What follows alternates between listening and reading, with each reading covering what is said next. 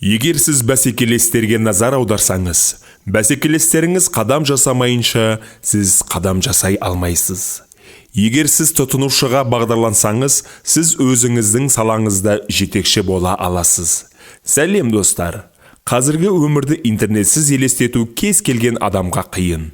Тұрғындар әлемнің күн сайын өзгеретініне таң қалуды да қойды. Қарапайым адамдардың өміріне көбірек жаңа стартаптар мен технологияларды енгізу пайда болуда. Интернет пайда болғаннан кейін дүниеге келген бірнеше ұрпақ өсіп те үлгерді. Әрине, бұл адамдар енді виртуалды шындыққа және тіпті 3D принтерлеріне таң қалмайды. Интернеттен кейін дүниеге келген адамдар үшін мұның бәрі қарапайым және түсінікті нәрселер. Бірақ біз білетіндей, табысқа жеткендер ғана таң қалу қабілетін әлі де жоғалтқан жоқ. Олар күнделікті өмірде ерекше және батыл мүмкіндіктерді қалай көруге болатынын білетін адамдар. Мына адамға қараңыз. Ол неше жаста деп ойлайсыз? Мүмкін 30-ға жуық, мүмкін одан да көп. Ол гаражында кәдімгі ескі есіктерден өз қолымен жасалған үстелде отырады.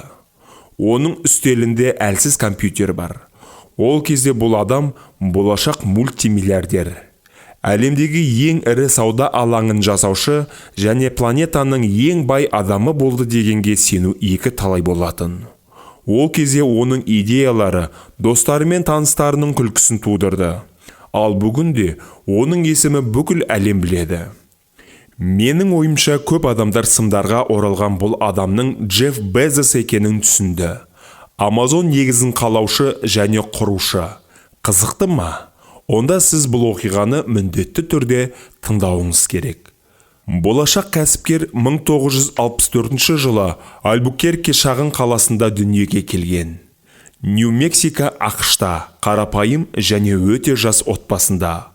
Ол кезде анасы небәрі 16-да, әкесі 18-де еді. Әрине, әкелік туралы әңгіме болған жоқ. Джеффтің әкесі Тед кішігірім жұмыстарды атқарды, ал тапқан ақшасының барлығы көбіне ойын-сауық пен кештерге кеткен. Баланың әкесі мен шешесі арасындағы қарым-қатынас ұзаққа бармады.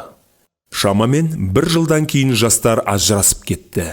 Джеффтің анасы Жаклин баланы тәрбиелеуді өз мойнына алды. Айтпақшы, анасы жеке өмірін тез арада өзгерте алды. 1968 жылы ол кубалық иммигрант Мигель Безосқа тұрмысқа шықты. Айта кету керек, ер адам баланы бірден өз баласындай қабылдады. Ол тіпті әкесі Джефф Тедтің келісімімен оны асырап алады. Өгей әкесі балаға жақсы қарады. Ол оның кез келген талпыныстарына үнемі қолдау көрсетіп, оның мінезіне байыпты әсер етті. Туған әкесі Джеффтің өміріне араласпаған. Алдын ала айта кетейік, өз ұлының мультимиллиардер болатынын білгенде, Тедтің әкелік сезімі аяқ асты оянып кетеді. Ол тіпті қарым-қатынасты жақсартуға тырысады. Әрине, әкесінің ниетінің шынайылығына сену қиын болды. Белгілі болғандай, Тед сұхбаттардың бірінде жалғыз ұлының тіпті немен айналысқанын да айта алмайды. Оның үстіне Джеффтің өзі Мигельді нағыз әкесі деп санайтынын бірнеше рет айтқан. Тед тек ауруханада анкетаны толтырғанда ғана еске түседі. Бала кезінен Джефф өзінің ерекше ойлау қабілетімен қатарластарынан ерекшеленетін. Құрбыларының көпшілігі спортшы немесе актер болуды армандаса, ол әртүрлі құрылғылармен айналысқанды ұнататын. Ол электр құрылғыларының ескі қосалқы бөлшектерінен жинаған. Бұл қаншалықты оғаш көрінсе де, көп жағдайда бұл құрылғылар шынымен жұмыс істеді және тіпті өте тамаша болды. Джеффтің өзі үшін бүкіл процесс ойын ретінде болды. Бірақ оның ата-анасы баланың ештеңені жөндеп қана қоймай, тіпті керемет нәрселер жасай алатынына таң қалды. Бір қызығы, ата-ана жігітке ұсақ түйекпен айналысуға тыйым салмай, оған жан-жақты көмектесті. Мысалы, оның атасы балаға қосалқы бөлшектердің біразын әкеліп береді. Ол жай ғана полигоннан кейбір бөлшектерді тауып алып, гаражына апаратын. Жас Джеффтің бірінші өнер табысы шексіз текше болды. Барлық бөлшектерді өзі сатып алып, өз қолымен құрастырған. Айтпақшы, сол шексіз текшені кез келген дүкеннен $20 оңай сатып алуға болады. Бірақ жігітті процестің өзі қызықтырды. Екінші өнертабыс сигнал беру болды.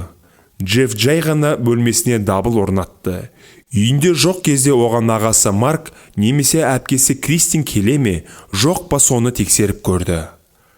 Америкадағы қалыпты болып қалыптасқан және американдық фильмде жиі көрсетілетіндей, Джефф мектеп жылдарында өздігінен ақша табуға тырысты.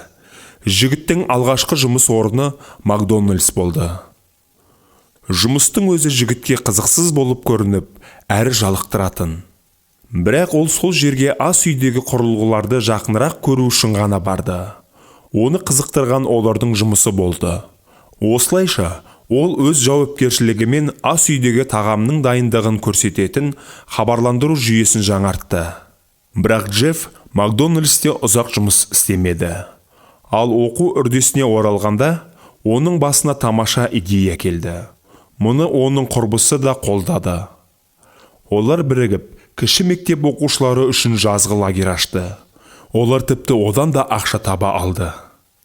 Болашақ данышпан мектепті бітірген соң, Принстон университетіне физика факультетіне оқуға түсіп, бірақ көп ұзамай ол компьютерлік технологиялар және инженерия факультетіне көшеді. Онда жігіт өзін тек жақсы жағынан көрсетіп, тіпті жазғы жұмысқа орналасады. Джефф университетті өте жақсы бағамен арнайы белгімен бітіреді. Ол кезде солтүстік Америкадағы студенттердің тек 5% бұған қол жеткізетін. Университетті бітіргеннен кейін жұмысқа ұсыныстар бірінен соң бірі ағылды. Алайда олардың барлығы қабылданбады. Джефф өзін Фител телекоммуникациялық стартапында сынап көрді. Қарапайым қызметкерден бастап, 2 жылдың ішінде ол клиенттер департаментінің директоры болды. Бірақ мансаптық өсуге қарамастан стартап жұмысы тез аяқталды. Джефф келесі 2 жылды Банкерс Трас компаниясының әзірлеушісі ретінде өткізді. Бұл Американың ең ірі банктерінің бірі болатын. Ал 26 жасында ол тіпті компанияның вице-президенті бола алды. Көбісі бұл жолға жету өте оңай болды деп ойлайтын шығар. Бірақ іс жүзінде бұл мүлде олай емес еді. Джеффті жеке білетін адамдар оның ерекше энергияға ие болатынын атап өтеді. Барлығы өз жұмысын істеп жатқанда Джефф әрқашан жаңашыл болды. Анда-санда ол осы немесе басқа процесті қалай жақсартуға немесе жеңілдетуге болатынын ойлайтын. Сонымен қатар ол кейде ешкімнің басына келмейтін идеяларды ойлап табатын. Көптеген адамдар тіпті жиналыстарда мазақ етіп күлетін. Өйткені оның көп ойы абсурд болып шығатын. Бірақ уақыт көрсеткендей, олар керемет және ерекше болды. Ол кезде жігіт небәрі 26 жаста болатын. Сол жаста Джефф бір қызды кездестіріп, бірден ғашық болды. Көпшілігі олардың қарым-қатынасы тамаша болғанын айтады. Маккензи жігітті барлық талпыныстарында шабыттандырып, қолдап отырды. Ал үйлену тойынан кейін көп ұзамай Джефф әйелімен интернет кітап дүкенін құру туралы идеяларымен жоспарларымен бөлісті. Атап өтетін нәрсе, ол кездегі интернет қазіргідей емес еді. Дүние жүзілік желіге қосылуды айтпағанның өзінде компьютердің өзі көбінде болған жоқ. Бірақ осының бәріне қарамастан, Безос тәуекелге баруға шешім қабылдайды. Әрине, көпшілік оны райынан қайтаруға көндірді. Өйткені оның жұмысы да, жалақысы да жақсы болатын. Тек әйелі ғана оған сенетінін және онымен бірге тәуекелге баруға дайын екендігін ашып айтты. Осылайша 1994 жылы жігіт компанияның вице-президенті қызметінен кетіп, әйелімен бірге Сиэтлге көшті. Олар өздерінің жаңа бизнесін дамытуға кірісе бастайды. Олар Маккензидің көлігімен ел аралап 5 күнге жуық жүреді. Ал Джефф ноутбугында бизнес жоспар жасап, ұялы телефон арқылы әулетті инвесторларға қоңырау шалады. Ерлі зайыптылар жол бойындағы мотельдер мен кемпингтерде түнейді. Оның үстіне ол кезде инвестиция салатын ақшасы да жоқ еді. Сапар соңында ғана Джефф қажетті соманы жинайды. Ол оны туыстарынан, достарынан, таныстарынан қарызға алған болатын. Оның 300 мыңын зейнетақы жинағынан әкесі бөледі. Ерлі зайыптылар Бельвияда үй жалдайды. Ол Сиэтл қаласының орталығынан 20 минуттық жол болатын. Әрі арзаныраққа түседі.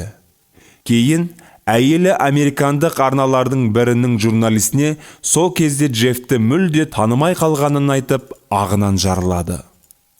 Күйеуі жаңа интернет платформасын құру идеясына қатты құмар болады. Бұған ештеңе кедергі болмайды. Әрине, Маккензи Джеффті қолдан келгенше қолдайды. Тіпті оған жаңа идеялар ұсынады. Ол сондай-ақ бизнес жоспар жасауға көмектеседі. Джефф әйелінен, егер банкротқа ұшырасақ, не болады деп сұрағанда, әйелі оған бәрі сәтті шығып, табысқа жететінін айтып, қолдап отырады. Бірінші кеңсе әдеттегідей олардың үйінің гаражында болды. Көпті қинаған басты сұрақ, неге кітаптар жоғары жағында орналасты? Себебі Джефф оқуды жақсы көреді. Осы ретте ол бірінші кезектегі қиындыққа тап болды. Өйткені сол шақта жақсы кітаптарды алу оңай емес еді. Ал шағын қалада бұл мүмкін емес болатын.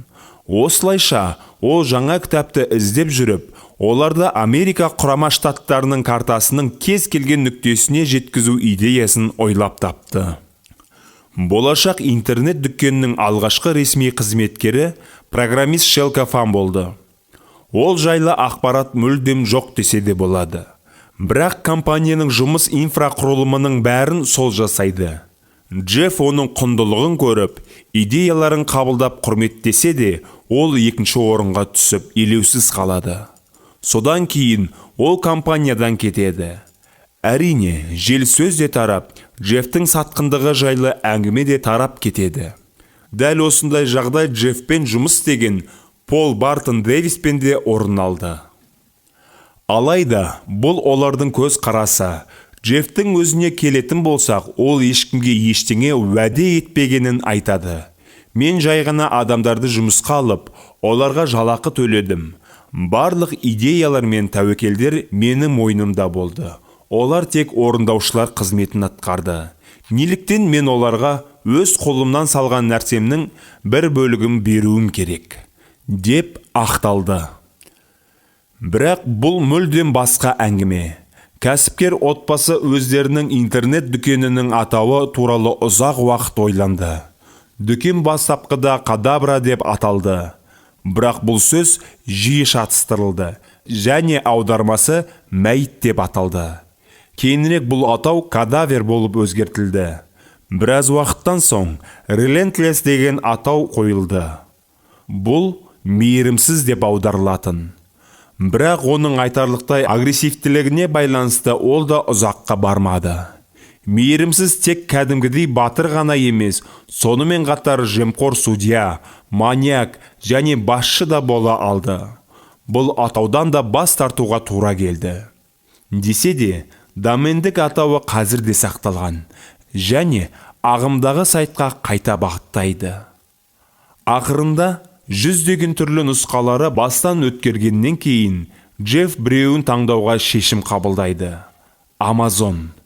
Джефф өз компаниясын Амазонка өзенінің атауымен байланыстырады. Барлық қажетті жабдықтар гаражда және үйдің екі бөлмесінде орналасады. Бастапқыда сайт сынақ режимінде жұмыс істейді. Ал оны бірінші болып сынаған отбасылық достары мен таныстары болды. Тестілеу бірнеше айға созылды. Ал сайттың өзі кез келген қолданушыға 1995 жылы ғана қол жетімді болды. Бір қызығы, әлде кездейсоқтық па, тапсырыстар бірінен соң бірі келді. Әрі қызметкерлердің әр қайсына есікке ілулі тұрған қоңырау арқылы хабарланды. Көп ұзамай ол қоңырау сыңғырлауды мүлдем тоқтатпады. Бір айдың ішінде кәсіпорын табыс тауып, елдің 45 облысына кітап жөнелтті. Тағы да 1,5 айдан кейін компанияның апталық табысы $20,000 асты. Ал Джефф оның идеясы бірнеше 100,000 адамға ұнайтынына сенбеді. Бұл мен үшін ешқашан ұмытпайтын уақыт болды. Өзіңізді менің орнымда елестетіп көріңізші. Мен кітап сататын бірінші интернет дүкен құрдым, және ол алғашқы күннен бастап танымал болды. Мен эйфория күйінде күніне бірнеше сағат қана ұйықтадым. Өйткені барлық тапсырыстарды өзім жинап, поштаға апардым. Мен жаңа клиенттерінің ешқайсысын күттіргім келмеді. Мен кітапты тіпті көлігіммен де оларға апаруға дайын болдым. Мұның бәрі мені жігерлендіреді, деді Джефф бір сұхбатында. Көпшілік ол кезде әйелі не істеп жүргенін сұрайтын шығар. Ол жеткізушілермен тығыз келіссөздер жүргізіп, көптеген операциялық мәселелерді шешті. Негізі бұл жобада күйеуі екеуі тең жұмыс істеген. Көптеген адамдар Amazon табысының тарихын талдап, іскерлік веб-сайттың басқалардан оның толықтығы мен жеңіл дизайнымен ғана емес, сонымен қатар оның пікір жазу функциясы бар алғашқылардың бірі болғанымен ерекшеленетінімен келіскен. Жағымсыз пікірлер тек сатып алушыларды қорқыту үшін ғана айтылатын секілді болды. Бірақ ол да жүзеге аспады. Бұл жүйе керісінше қарқынды жұмыс істей бастады. Теріс және оң пікірлер саны Amazon сайттарынан тапсырыстар санын көбейтті. Осылайша, интернет ресурстарға трафикті айтарлықтай арттырады. Кейбір адамдар түсініктемелерді оқып, жалпы белгілі бір кітап туралы осылай пікір алу үшін келеді. Интернет дүкен кітап сүйер қауымның бір орнына айналды. Ең бастысы, дүкендер ашылған кезде ондағы ассортимент миллионнан астам тауарды құрады. Ал Amazon.com өз-өзін жер бетіндегі ең үлкен кітап дүкені деп атады. Бұл нағыз оқиғаға айналды. Бизнеске дейін кітап нарығында мұндай нәрсені жасау ешкімнің ойына келмеген. Бұған сену қиын шығар.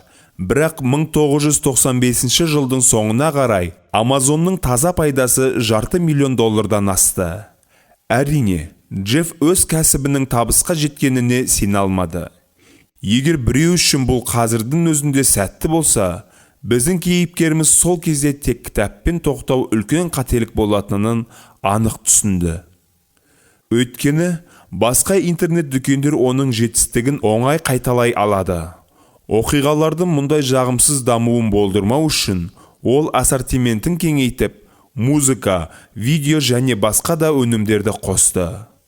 Ол компанияда сапаны бақылау қызметінде құрды.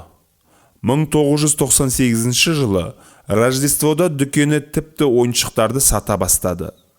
Бұған қоса, үстел және компьютерлік ойындарда болды. Ал келесі жаздың ортасына қарай, Amazonда тұрмыстық техника мен басқа да тұрмыстық тауарларға тапсырыс беру мүмкіндігі болды.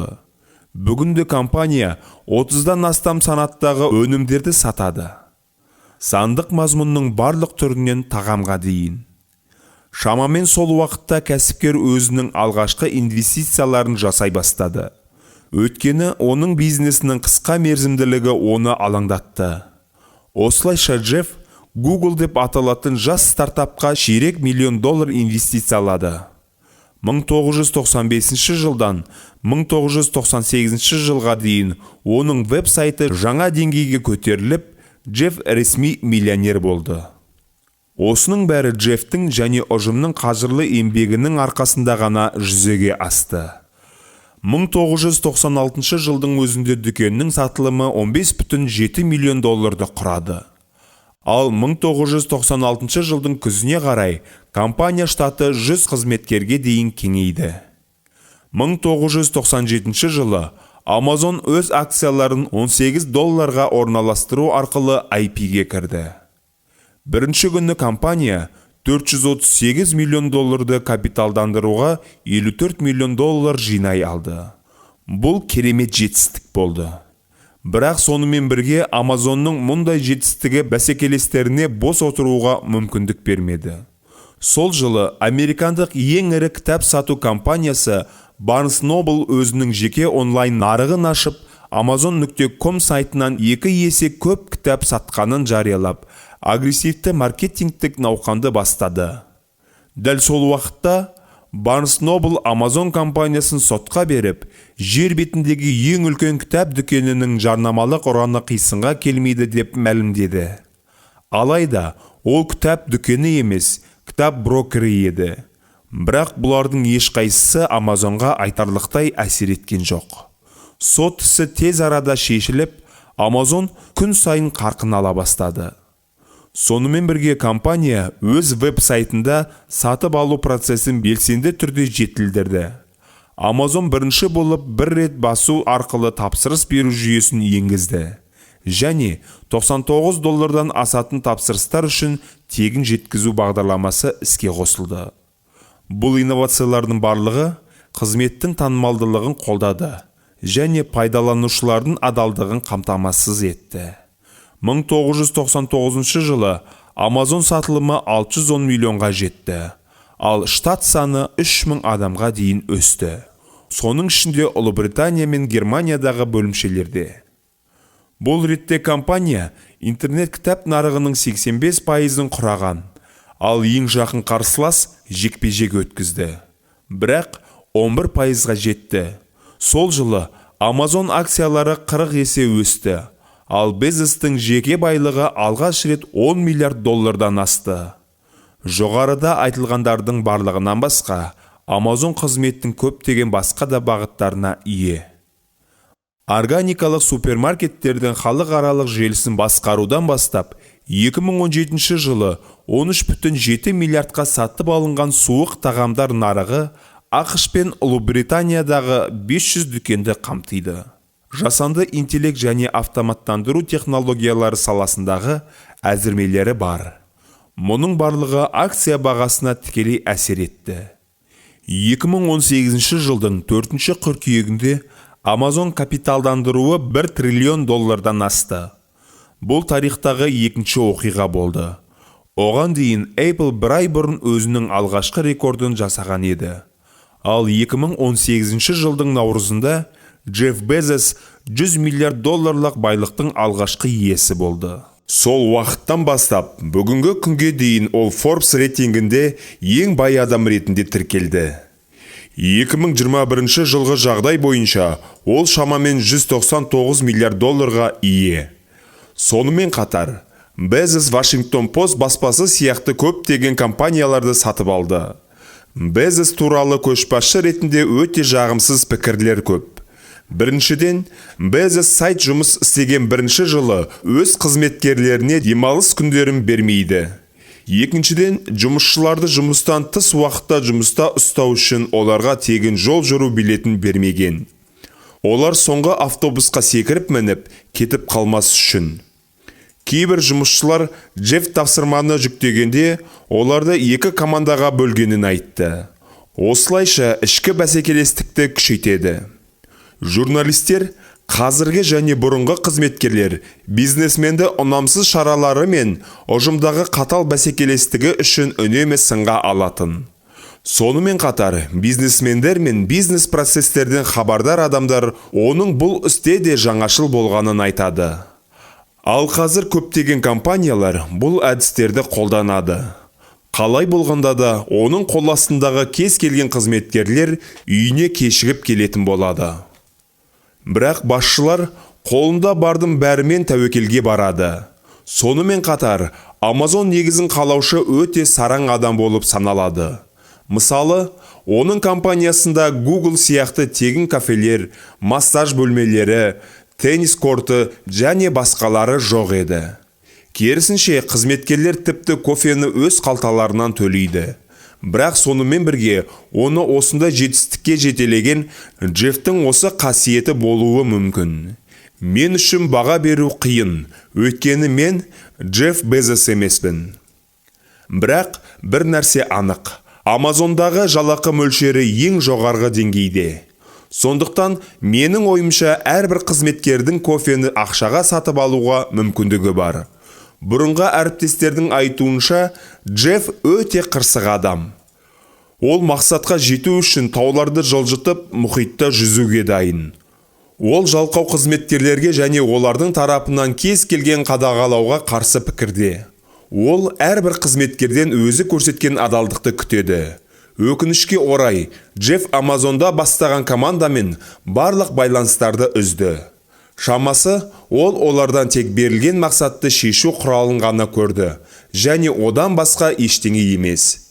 Тіпті әйелі де шыдай алмай, біраз уақыттан кейін ажырасуға арызданған. Ажырасу рәсімінен кейін бұл Amazon акцияларының бір бөлігі бақандай $38 миллиард жұбайына берілді. Соның арқасында Маккензи Безос Bloomberg нұсқасы бойынша әлемдегі ең бай үшінші әйел атанды. Amazon өз бастамасының арқасында пайдаланушылар арасында танымал болды. Бұл әрдайым тез өзгеретін әлем мен нарыққа ілесетін онлайн платформалардың бірі. Ал қазіргі заманғы интернет коммуникацияларға кез келген өнімнің тұрақты пиар мен жоғарғы сапасына және өзіндік ерекшелігіне, сондай-ақ нарықтан және басқа да интернет ресурстардан озып кетуге ұмтылуға баса назар аударылады. Бұл империя цифрлық революция мен интернеттің арқасында құрылды. Жарқын дамудан компания тұрақты өсуге көшті. Ешқандай соққы, секіру, шөгу жоқ. Бұл мақсатта жетудің тамаша үлгісі. Инвестицияларыңызды беріңіз және сеніңіз. Бүгінгі күнге дейін орыс тілінде ресми Amazon интернеті жоқ. Мүмкін бірнеше жылдан кейін біз басқа ғаламдық интернет платформаларды ұмытып, көптеген базар орындарынан бастап Авито мен OLX-қа дейін ұмытып, Amazonға ауысатын шығармыз. Өйткені Amazonның жаһандық ауқымда нақты бәсекелестері жоқ. Бұл тіпті күтілмейді де. Компания тауарлары ақпараттың көптігі сонша, ол бірнеше айдың ішінде нарықтағы кез келген ойыншыны басып тастай алады. Бірақ тағы да айта кетейін. Күтіңіз және көріңіз.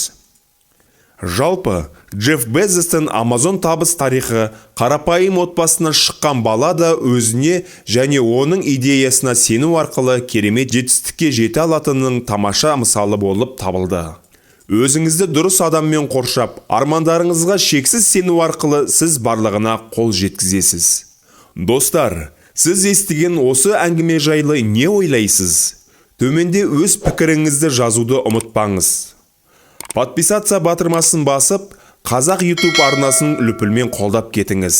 Сіздің қолдауыңыз біз үшін өте маңызды. Алдағы уақытта қызықты видеоларды сіздер үшін арнайтын боламыз.